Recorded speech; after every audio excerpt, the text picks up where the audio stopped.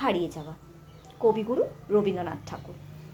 ছোট্ট আমার মেয়ে সঙ্গীদিদের ডাক শুনতে পেয়ে সিঁড়ি দিয়ে নিচের তলায় যাচ্ছিল সে নেমে।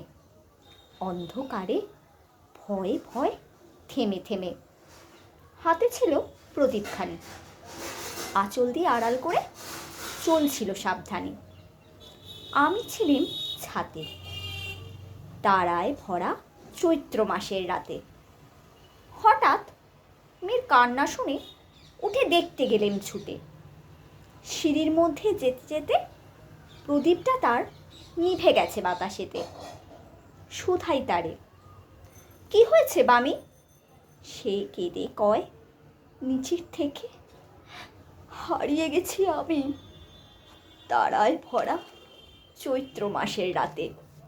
ফিরে গিয়ে ছাতে মনে হলো আকাশ পানে চেয়ে আমার বামের মতোই যেন অমনিকে এক মেয়ে।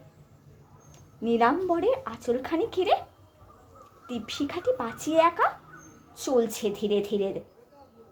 নিব্ধ যদি আলো যদি হঠাৎ যেত থামি, আকাশ ভরে উঠত কেঁদে, হারিয়ে গেছি আমি। নমস্কার।